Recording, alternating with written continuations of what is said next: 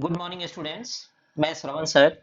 आज मैं physics class 10th magnetic effect of electric current का जो सेकंड पार्ट है उसमें आज हम लोग पढ़ेंगे magnetic field due to various shaped conductors. यानी कंडक्टर्स तो वैसे सबस्टांस हैं जो इलेक्ट्रिसिटी को कंडक्ट करते हैं, लेकिन अगर मान लो ये स्ट्रेट कंडक्टर हो तो इसके द्वारा किस तरह का मैग्नेटिक फील्ड उत्पन्न होगा, या अगर यह सर्कुलर लूप हो तो उस केस में मैग्नेटिक फील्ड किस तरह का होगा, या अगर हम स्प्रिंग शेप जिसको सोलेनॉइड कहा जाता है इस शेप में अगर हम कंडक्टर लेते हैं तो फिर इसके द्वारा मैग्नेटिक फील्ड कैसा उत्पन्न होगा, उसके बारे में we have to discuss in this video.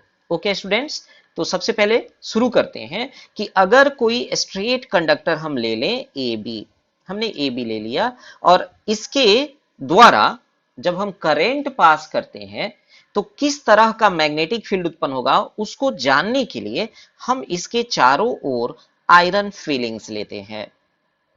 Iron filings जब हम लोग इससे करंट को पास करते हैं स्टूडेंट्स, तो हमें एक पैटर्न देखने को मिलता है और वह पैटर्न जो होता है एक सर्कुलर वे में होता है, सर्कुलर वे में, जिससे ये निष्कर्ष निकलता है कि अगर किसी स्ट्रेट कंडक्टर से, ये जो स्ट्रेट कंडक्टर स्टूडेंट्स आप देख रहे हो, इसके चारों ओर जो मैग्नेटिक फील्ड उत्पन्न होता है वह कंसेंट्रिक सर्कल्स के रूप में होता है। कंसेंट्रिक सर्कल्स, चूंकि हम लोग पिछले वीडियो में ये डिस्कस कर चुके हैं, मैग्नेटिक फील्ड एक वेक्टर क्वांटिटी होता है। स्टूडेंट्स याद रखो, इसका जो मूवमेंट है, जो डायरेक्शन है, वह कुछ इस तरह का होता है। एरो मार्क के द्वारा आप समझ सकते हो। लेकिन जब हम लोग इसके डायरेक्शन को चेंज करते हैं, जैसे यहां पर क्या है, निगेटिव टर्मिनल है, तो यहां पर हमने क्या कर दिया, पॉजिटिव टर्मिनल, तो definitely direction of electric current will be change. Direction क्या हो गया स्टूडेंट्स, चेंज हो गया। तो जैसे ही डायरेक्शन चेंज होता है इसके मूवमेंट का डायरेक्शन भी क्या हो जाता है, चेंज हो जाता है। ओके स्टूडेंट, तो इससे क्या कंक्लूजन निकलता है, कंक्लूजन निकला, पहला कंक्लूजन ये है, the magnetic field lines are in the form of concentric circles. Concentric circles के फॉर्म में मैग्नेटिक फील्ड लाइंस होती हैं। फिर दो एक्सपेरिमेंट और किया जाता है स्टूडेंट, वो ये देखा जाता है कि अगर हम जैसे ही करंट का वैल्यू बढ़ाते हैं, करंट का अगर हम क्या बढ़ाते हैं, वैल्यू बढ़ाते हैं, तो मैग्नेटिक फील्ड का जो लाइन है वो और भी ज्यादा मैग्नेटिक फील्ड स्ट्रांग हो जाता है। ओके स्टूडेंट, तो पहला तो आप ये समझ गए कि अगर कोई स्ट्रेट कंडक्टर है तो उसके द्वारा जो मैग्नेटिक फील्ड लाइंस उत्पन्न होती हैं they are in the form of concentric circles. Okay, जो मैग्नेटिक फील्ड को दिखाता है। ओके स्टूडेंट, तो ये किन किन फैक्टर्स पर डिपेंड करता है, इसके द्वारा जो मैग्नेटिक फील्ड है, यानी factors on which strength, okay student, strength of magnetic field depends, ये किस पर डिपेंड करता है। तो पहला तो ये है स्टूडेंट कि ये जो मैग्नेटिक फील्ड लाइंस होती हैं वह डिपेंड करता है करंट पर, यानी जो मैग्नेटिक फील्ड है उसको बी से दिखाते हैं, आगे इसके बारे में हम लोग देखेंगे। और एरो मार्क ये दिखाता है कि यह एक वेक्टर क्वांटिटी है, B is directly proportional to I, यानी करंट के यह डायरेक्टली प्रोपोर्शनल होता है। अगर करंट घटाएंगे तो मैग्नेटिक फील्ड का स्ट्रेंथ भी क्या होगा, कम होगा। अगर हम इलेक्ट्रिक करंट के वैल्यू को बढ़ाते हैं तो मैग्नेटिक फील्ड भी क्या होगा, उतना ही ज्यादा होगा। दूसरा जो फैक्टर है स्टूडेंट वो ये है, डिस्टेंस, जो मैग्नेटिक फील्ड होता है वह इनवर्सली प्रोपोर्शनल होता है रेडियस के, अर्थात ये सेंटर है, तो जैसे जैसे हम लोग इस सेंटर से दूर जाएंगे, यानी रेडियस अगर जितना ही ज्यादा होगा तो मैग्नेटिक फील्ड उतना ही वीक होगा। ओके स्टूडेंट, तो ये समझ में आ गया आप लोगों को कि फैक्टर्स किस पर डिपेंड करता है जो स्ट्रेट करंट कैरिंग कंडक्टर है।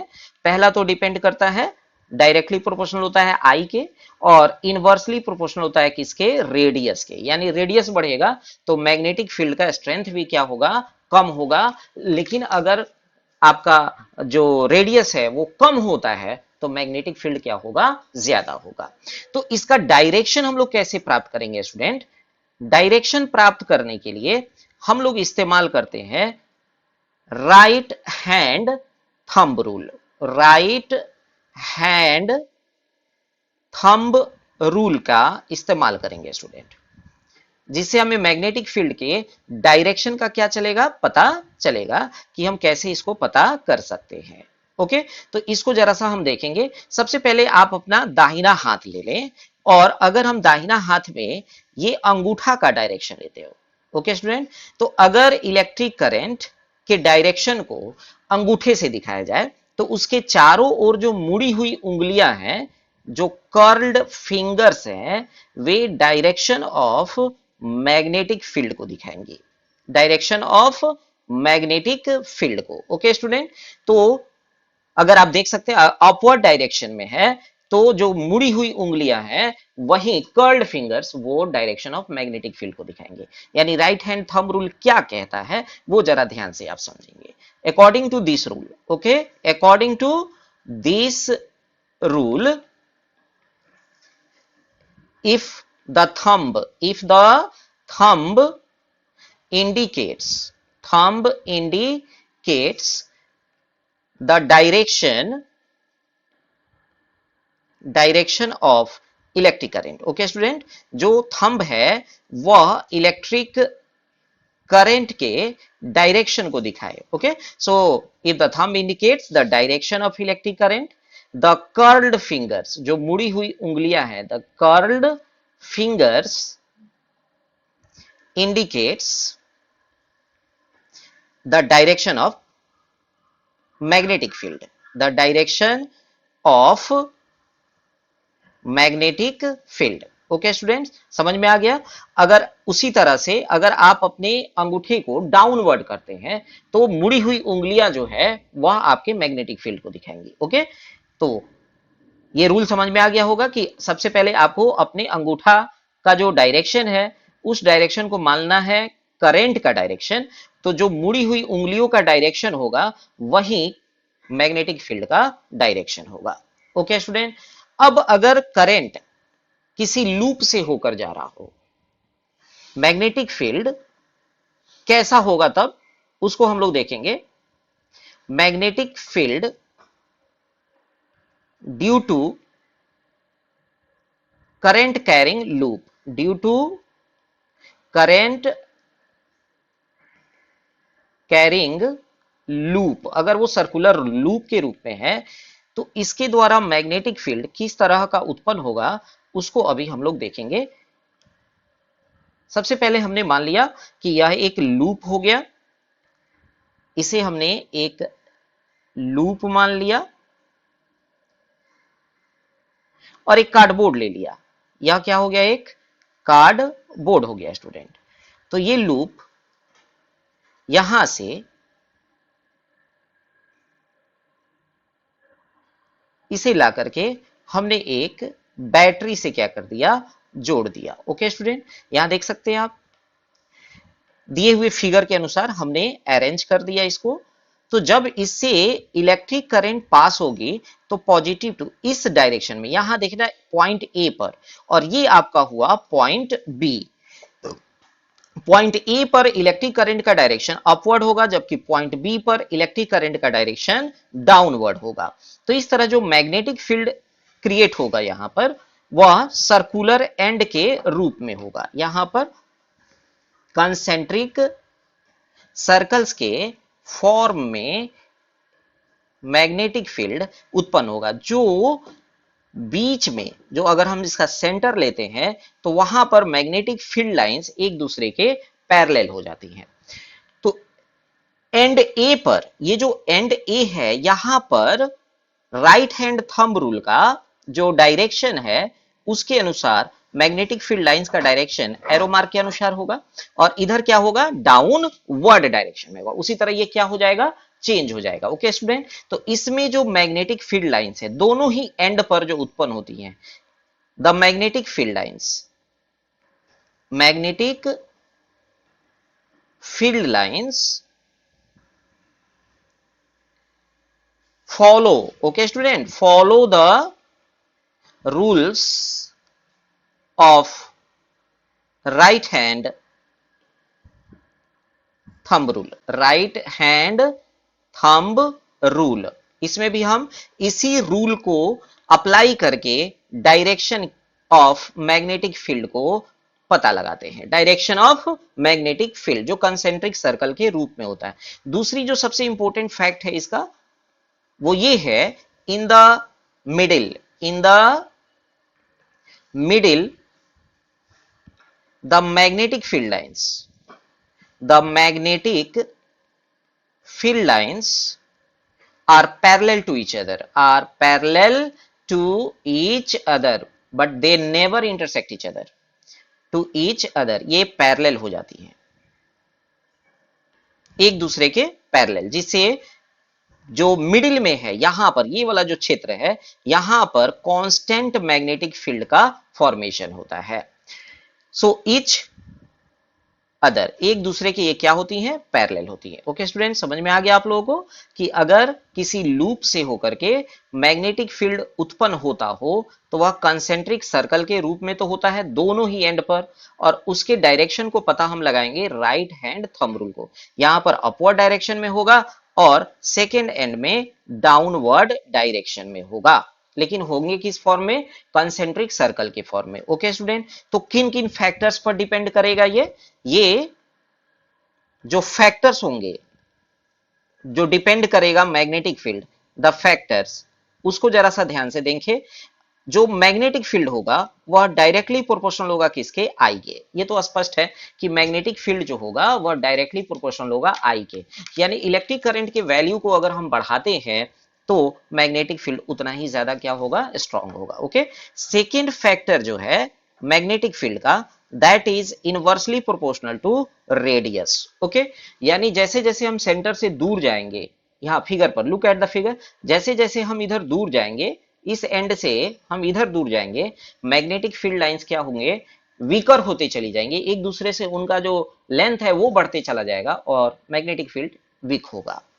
थर्ड जो है मैग्नेटिक फील्ड जो होता है स्टूडेंट, वह डायरेक्टली प्रोपोर्शनल होगा एन के, एन जहां पर नंबर ऑफ टर्न्स है, नंबर ऑफ लूप्स, जितना ही ज्यादा लूप्स होंगे मैग्नेटिक फील्ड उतना ही ज्यादा क्या होगा, स्ट्रांग होगा, और नंबर ऑफ जो लूप्स हैं वो कम है तो मैग्नेटिक फील्ड भी क्या होगा, वीक होगा। ओके स्टूडेंट, तो ये समझ में आ गया कि मैग्नेटिक फील्ड जो होता है किसी लूप के द्वारा जो फ्लो करता है तो दोनों ही एंड पर कंसेंट्रिक सर्कल के रूप में मैग्नेटिक फील्ड लाइंस उत्पन्न होती हैं। ओके, अब जो सबसे इंपॉर्टेंट जो टॉपिक है स्टूडेंट वो जरा ध्यान से समझना, that is magnetic field, magnetic field due to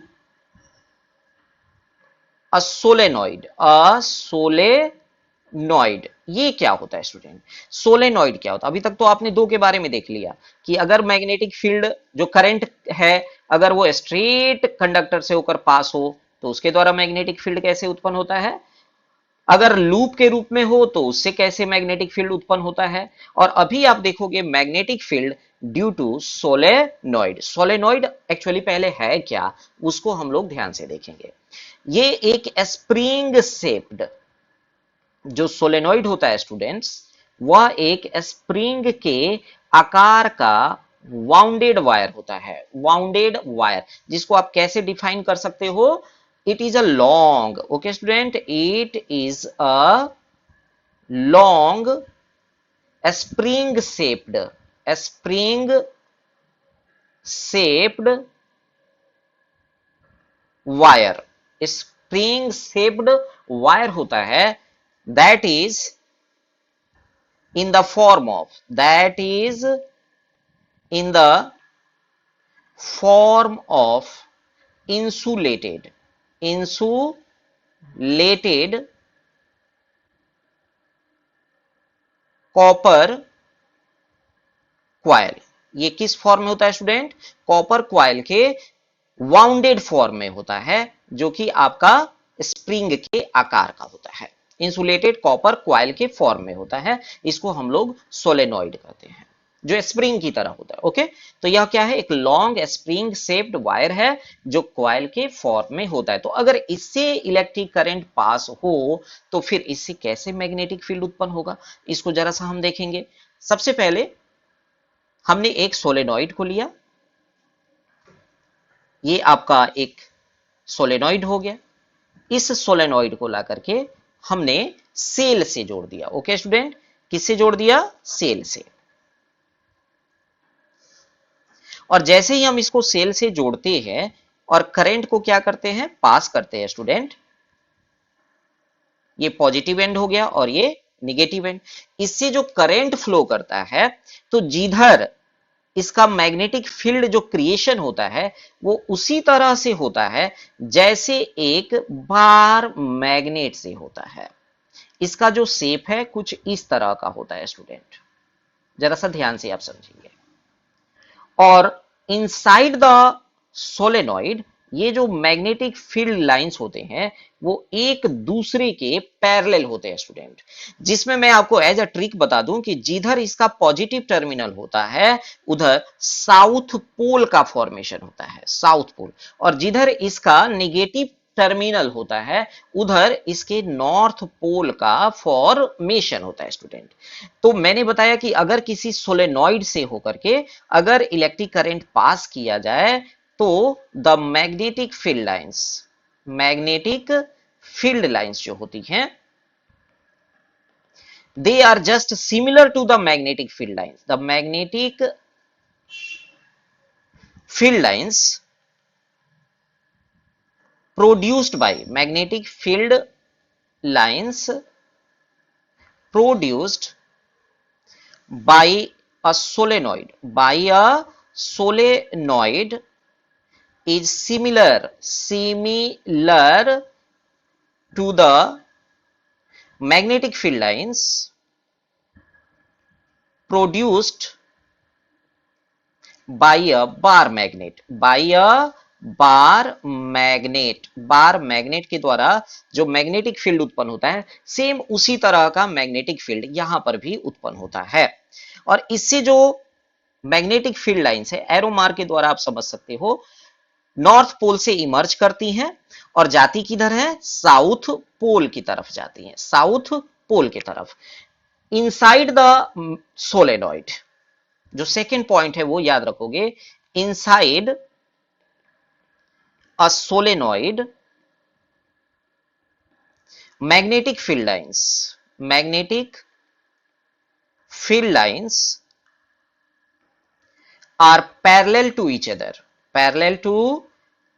other, एक दूसरे के क्या होती हैं, पैरेलल होती हैं। so their strength of magnetic field is maximum, सबसे ज्यादा कहां होता है, इनसाइड में होता है जहां मैग्नेटिक फील्ड सबसे ज्यादा होता है। ओके स्टूडेंट, तो यहां तक आपको बात समझ में आ गई कि एक्चुअली ये मैग्नेटिक फील्ड जो होता है सोलेनॉइड का वो किस तरह का उत्पन्न होता है। मैंने आपको यह भी बता दिया कि एक सोलेनॉइड होता क्या है। आपको यह भी समझ में आ जाना चाहिए कि जैसे ही मैग्नेटिक फील्ड उत्पन्न होता है दो एंड क्रिएट होते हैं, साउथ एंड नॉर्थ पोल, जो दो एंड है इसके, दो पोल हैं। तो ये दोनों पोल को हम लोग चेंज कर सकते हैं ना, कैसे चेंज कर सकते हैं, जब हम करंट के डायरेक्शन को अगर बदल दें, यहां जो निगेटिव पोल आपको दिख रहा है अगर उसको हम पॉजिटिव पे ला दें और पॉजिटिव वाले को कहां ले जाए, निगेटिव पर, तो करंट का डायरेक्शन क्या हो जाएगा, चेंज हो जाएगा। जब करंट का डायरेक्शन चेंज होगा तो मैग्नेटिक फील्ड लाइंस का डायरेक्शन भी क्या हो जाएगा स्टूडेंट्स, चेंज हो जाएगा। ओके, तो इसके इनसाइड में ये जो मैग्नेटिक फील्ड लाइंस है इनसाइड में क्या होता है, ये स्ट्रॉन्ग लाइंस होती हैं। तो इसका इस्तेमाल कहां होता है, सोलेनॉइड का इस्तेमाल कहां होता है उसको आप जरा ध्यान से समझेंगे। Solenoid is used for making electromagnets. कहां होता है स्टूडेंट्स, इलेक्ट्रोमैग्नेट्स को बनाने के लिए इसका इस्तेमाल किया जाता है सोलेनॉइड का। कैसे होगा उसको जरा सा ध्यान से समझेंगे। जब हम लोग एक सोलेनॉइड को लेते हैं, एक सोलेनॉइड ले लिया, इस सोलेनॉइड में ये सोलेनॉइड ले लिया और इस सोलेनॉइड में जब हम लोग एक सॉफ्ट आयरन को लेते हैं, किसको लेते हैं स्टूडेंट? सॉफ्ट आयरन को लेते हैं और उसको इनसाइड में हमने क्या कर दिया? प्लेस कर दिया। इनसाइड हमने इसको प्लेस कर दिया यहां पर। जब इस सोलेनॉइड से होकर के हम करंट को पास करते हैं, जब करंट पास करते हैं तो उस केस में क्या होता है? ये जो सॉफ्ट आयरन है, सॉफ्ट आयरन ये it behaves like a strong magnet. ये किसकी तरह कार्य करता है? स्ट्रॉन्ग मैग्नेट की तरह कार्य करता है। व्हेन, इसको हम लोग ऐसे एक्सप्लेन कर सकते हैं स्टूडेंट, एक्सप्लेन करो। When a soft iron, when a soft iron is placed inside a solenoid, inside a solenoid, it behaves like a strong magnet, a strong magnet की तरह यह बिहेव करता है, मैग्नेट कॉल्ड इलेक्ट्रोमैग्नेट। इसी को क्या कहा जाता है स्टूडेंट? इलेक्ट्रोमैग्नेट कहा जाता है। आप इसको नोट भी कर सकते हो। यानी जब किसी सोलेनॉइड के अंदर जब हम लोग एक सॉफ्ट आयरन को प्लेस करते हैं और इलेक्ट्रिसिटी को पास करते हैं तो यह एक स्ट्रॉन्ग मैग्नेट बन जाता है और इसी मैग्नेट को क्या कहा जाता है? इलेक्ट्रोमैग्नेट कहा जाता है। यहां फिगर में थोड़ा सा और क्लियरली समझना कि यह एक सोलेनॉइड के द्वारा बनने वाले मैग्नेट के बारे में हम लोग देखते हैं। दोनों ही एंड से वायर को सोलेनॉइड के फॉर्म में क्या कर दिया जाता है? कनेक्ट कर दिया जाता है। ओके स्टूडेंट, यहां देखेंगे आप, और जैसे ही इससे करंट को पास किया जाता है, यह जो मैग्नेट है सॉफ्ट आयरन, वह स्ट्रॉन्ग मैग्नेट बन जाता है और इसे हम क्या कहेंगे? इलेक्ट्रोमैग्नेट कहेंगे, इलेक्ट्रोमैग्नेट। ओके स्टूडेंट, अब यह इलेक्ट्रोमैग्नेट जो होता है इसका यूज कहां कहां होता है वो आपको अच्छी तरह से मालूम है। यूज जो होता है सबसे पहले radio, TV, refrigerator and to lift heavy iron objects, heavy iron जो ऑब्जेक्ट्स हैं उसको लिफ्ट करने के लिए, उठाने के लिए इस इलेक्ट्रोमैग्नेट का इस्तेमाल किया जाता है। तो सवाल ये उठता है कि आप देखो यहां पर ये जो मैग्नेट है सॉफ्ट आयरन ही क्यों लिया जाता है? ये काफी इंपॉर्टेंट क्वेश्चन है कि why only soft iron is placed inside a solenoid. Soft iron जो है, soft iron can lose all its magnetism. Okay student, all its magnetism when the supply of electric current is stopped। यहां समझने का प्रयास करेंगे आप। मैंने क्या समझाया आपको कि जैसे ही इलेक्ट्रिक करंट का सप्लाई बंद हो जाता है, ये जो सॉफ्ट आयरन है वह लगता ही नहीं है कि थोड़ी देर पहले ही यह एक स्ट्रॉन्ग मैग्नेट की तरह कार्य कर रहा था। यह अपने सारे मैग्नेटिज्म को एट वंस क्या कर देता है? लूज कर देता है, जबकि प्योर आयरन ऐसा नहीं कर पाता है। इसीलिए हम लोग किसका इस्तेमाल करते हैं? सॉफ्ट आयरन का ही इस्तेमाल किया जाता है। ओके स्टूडेंट्स, तो ये समझ में आ गया आपको। तो दोनों में अंतर क्या? हमारे पास परमानेंट मैग्नेट भी है कि नहीं? परमानेंट मैग्नेट और इलेक्ट्रोमैग्नेट है। दो तरह के मैग्नेट हो गए हमारे पास, परमानेंट मैग्नेट एंड इलेक्ट्रोमैग्नेट। इन दोनों में क्या डिफरेंस है स्टूडेंट, उसको जरा सा यहां पर समझेंगे। परमानेंट मैग्नेट में और इलेक्ट्रोमैग्नेट में क्या डिफरेंस है? सबसे पहला डिफरेंस तो ये है, ये समझना होगा कि जो परमानेंट मैग्नेट है, ये अगर हम परमानेंट मैग्नेट लेते हैं north pole and south pole, और ये जो है यह एक इलेक्ट्रोमैग्नेट, जिसको अभी अभी आपने देखा है, यह एक अगर इलेक्ट्रोमैग्नेट लेते हैं तो दोनों में क्या डिफरेंस है उसको हम लोग यहां पर एक्सप्लेन कर लें। बहुत ही आसान है। सबसे पहला डिफरेंस ये है, the poles of poles of permanent magnet can never be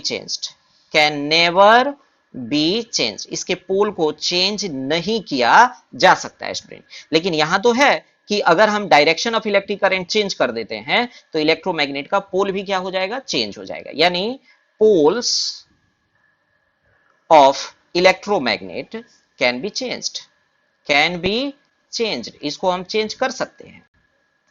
दूसरा ये है कि जो परमानेंट मैग्नेट है उसके मैग्नेटिज्म को घटाया बढ़ाया नहीं जा सकता है। यानी मैग्नेटिज्म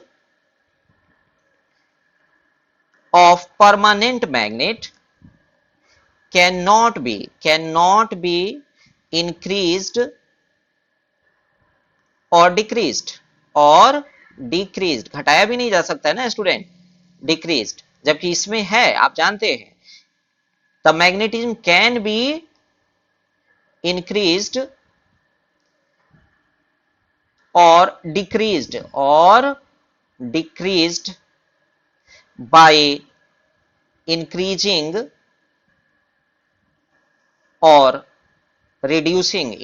और reducing the flow of current. Next है स्टूडेंट्स, ये समझेंगे आप कि जो परमानेंट मैग्नेट होता है वो आपको भारी ऑब्जेक्ट्स को उठाने के लिए इस्तेमाल नहीं किया जा सकता है। It can't be used to lift heavy objects, but it is used to lift heavy objects को इसका इस्तेमाल किया जाता है। ट्रेन वगैरह अगर किसी खाई में गिर गई है तो उस समय इलेक्ट्रोमैग्नेट का ही इस्तेमाल करके हम लोग उसे बाहर निकालते हैं। तो ये समझ में आ गया होगा स्टूडेंट कि परमानेंट मैग्नेट में और इलेक्ट्रोमैग्नेट में क्या डिफरेंस है। ये भी मैंने अच्छे तरीके से आपको बता दिया कि परमानेंट मैग्नेट जो होता है उसके मैग्नेटिज्म को घटाया बढ़ाया नहीं जा सकता है। ओके स्टूडेंट्स, तो इस वीडियो में मैंने आपको समझाया कि अगर वेरियस शेप्ड जो कंडक्टर्स हैं, जिसमें हमने 3 शेप के बारे में पढ़ा, स्ट्रेट करंट कैरिंग कंडक्टर है तो उससे मैग्नेटिक फील्ड किस तरह का उत्पन्न होगा, अगर वह लूप है तो किस तरह का होगा मैग्नेटिक फील्ड, उसके अलावा उसका स्ट्रेंथ किन किन फैक्टर्स पर डिपेंड करेगा, अगर वो एक सोलेनॉइड हो तो सोलेनॉइड के द्वारा जो उत्पन्न मैग्नेटिक फील्ड लाइंस है वो किस तरह की होंगी, उसके अलावा सोलेनॉइड का इस्तेमाल इलेक्ट्रोमैग्नेट को बनाने में किस तरह से किया जाता है, इलेक्ट्रोमैग्नेट को बनाने के लिए हम लोग सॉफ्ट आयरन का ही इस्तेमाल करते हैं, ऐसा क्यों, और फिर परमानेंट मैग्नेट और इलेक्ट्रोमैग्नेट में क्या अंतर है। ओके स्टूडेंट्स, तो समझ में आ गया आपको। ओके, तो अगर आपको समझ में आ गया हो तो इस वीडियो को शेयर करें, लाइक करें और सब्सक्राइब भी करें ताकि मेरे वीडियो सबसे पहले आप तक पहुंचे। Thank you very much. Wait for the next video.